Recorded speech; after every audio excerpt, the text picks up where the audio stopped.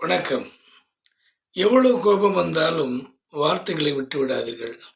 ஏனென்றால், அடிகளை விட அது தரும் வலிகள் கொடுமையானது. அதாவது உள்ளத்தால் ஏற்படுகிற காயம் ஆறுவதற்கு காலதாமதமாகும். ஆகவே நண்பர்களே, வார்த்தைகளை பார்த்து செயல்படுத்துங்கள். எதை இழந்தாலும் உன்னுடன் இருப்பேன் என்று சொல்லும் உறவை விட, நாம் எதை இழந்தாலும் நம்முடனே இருக்கின்ற உறவு மிகப்பெரிய உறவாகும். அப்படிப்பட்ட உறவை விட்டுவிடாதீர்கள். ஏனென்றால், அது நம் காலத்திற்கும் நம்மோடு இருக்கக்கூடிய உறவாகும். ஆகவே நண்பர்களே, உறவுகளோடும் நட்புகளோடும் பயணம் செய்யும் பொழுது அவர்களுடைய குணங்கள் என்ன, அவர்களுடைய செயல்பாடுகள் என்ன, அவர்கள் நம்மை எந்த இடத்தில் வைத்திருக்கிறார்கள் என்பதை அறிந்து அவர்களோடு இணங்கி பழகுங்கள்.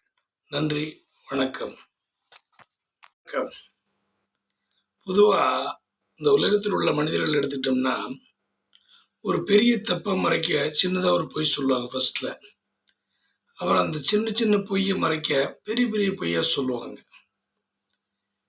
எதிராளி கேள்வி கேட்டாங்கன்னா, அவங்கள மடக்கி அவங்க மேல குற்றம் சொல்றது.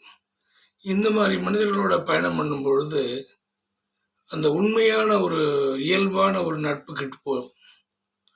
ஆகவே நண்பர்களே, இது மாரி மனிதர்களோட கொஞ்சம் ஜாக்கிரதையாவே இருங்க. ஏன்னா, எப்ப வேணா நம்மள குற்றவாளி ஆக்கிட்டு அவங்க நேர்மையானவங்களா போயிடுவாங்க. பார்த்து நடந்துக்கோங்க.